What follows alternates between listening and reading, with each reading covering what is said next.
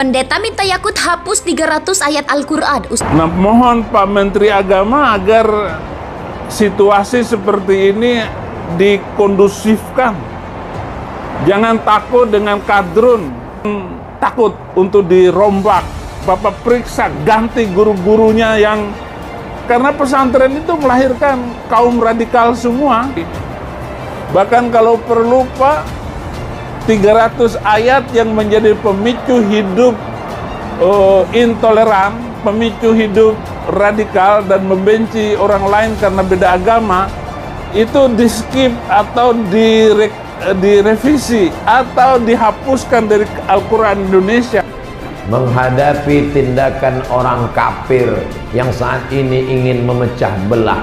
Orang kafir ini baru ada sekarang apa dari dulu? Maka kalau ada ucapan Ustadz kafir, orang kafir marah. Kalian kok marah? Ini kalimat dari dulu. Jangan panggil kami kafir, panggil kami non-muslim. Loh, gimana nanti baca ayat? Qul ya ayyuhal non-muslim. Mana?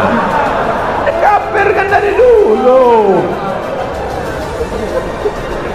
Menonjol, orang yang menonjol dalam keberanian memperjuangkan kebenaran, ini orangnya.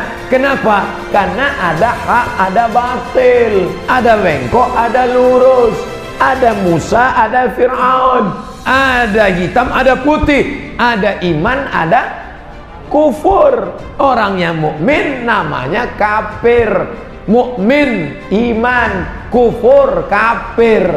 Maka masalah orang kafir sudah ada. Bagaimana kita menyikapinya? Bersikaplah seperti sikap Ibrahim. Ibrahim bagaimana? Argumen.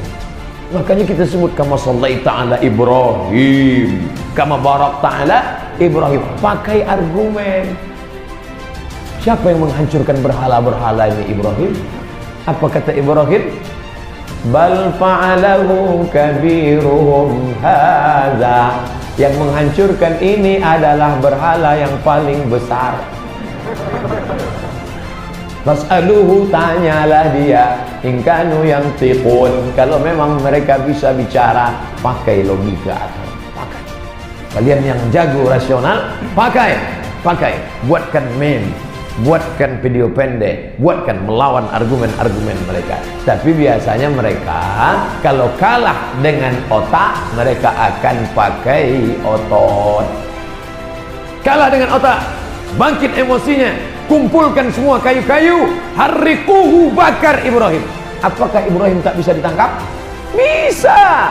Ibrahim mereka tangkap, mereka ikat, mereka masukkan, mereka bakar. Mukjizat datang belakangan. Ibrahim keluar dalam keadaan kedinginan. Kenapa? Karena Allah berkata, kuni, jadilah api bardan, sejuk. Andai ayat itu titik sampai bardan, beku Nabi Ibrahim.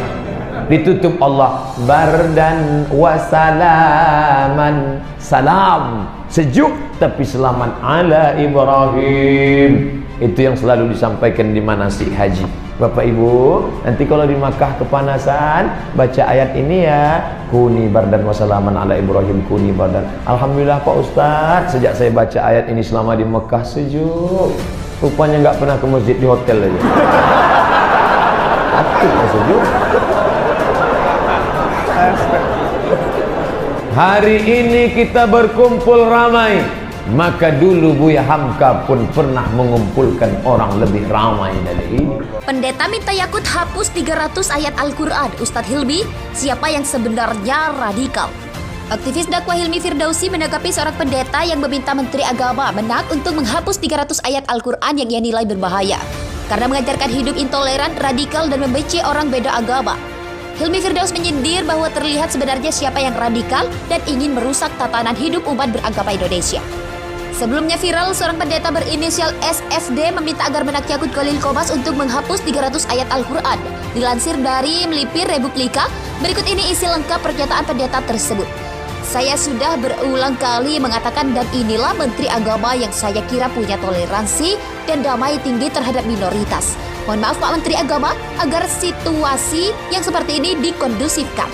Jangan takut dengan kadrun, Bapak punya. Bapak adalah pemerintah Menteri Jokowi. Bapak punya banyak hal. Bapak punya tentara, pakailah tentara. Bahkan Bapak punya Banser NU seluruh Indonesia yang bisa digerakkan oleh Bapak sebagai Panglima Banser. Untuk apa takut mengatakan masalah azan itu? Itu urusan Menteri Agama. Kenapa rakyat marah? Gak usah takut dan jangan mundur sedikit pun kaum kadrun. Kaum Islam Sontoloyo itu saya dukung sekali. Bahkan jangan cuma mengatur suara azan, atur juga kurikulum yang ada di madrasah sampai perguruan tinggi karena sumber kekacauan itu dari kurikulum yang tidak benar. Bahkan kurikulum-kurikulum di pesantren jangan takut untuk dirombak. Ganti guru-gurunya yang karena pesantren itu melahirkan kaum radikal semua.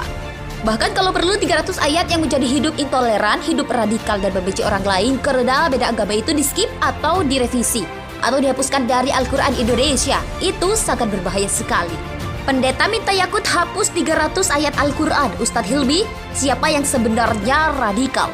Aktivis dakwah Hilmi Firdausi menanggapi seorang pendeta yang meminta Menteri Agama Menak untuk menghapus 300 ayat Al-Quran yang ia nilai berbahaya karena mengajarkan hidup intoleran, radikal dan membenci orang beda agama. Hilmi Firdaus menyindir bahwa terlihat sebenarnya siapa yang radikal dan ingin merusak tatanan hidup umat beragama Indonesia. Sebelumnya viral, seorang pendeta berinisial SFD meminta agar Menak Yakut Khalil Qomas untuk menghapus 300 ayat Al-Quran. Dilansir dari Melipir Republika, berikut ini isi lengkap pernyataan pendeta tersebut.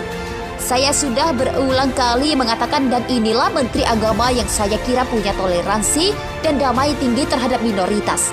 Mohon maaf Pak Menteri Agama agar situasi yang seperti ini dikondusifkan. Jangan takut dengan kadrun, Bapak punya. Bapak adalah pemerintah Menteri Jokowi. Bapak punya banyak hal. Bapak punya tentara, pakailah tentara. Bahkan Bapak punya Banser NU seluruh Indonesia yang bisa digerakkan oleh Bapak sebagai Panglima Banser. Untuk apa takut mengatakan masalah azan itu? Itu urusan Menteri Agama. Kenapa rakyat marah? Gak usah takut dan jangan mundur sedikit pun kaum kadrun.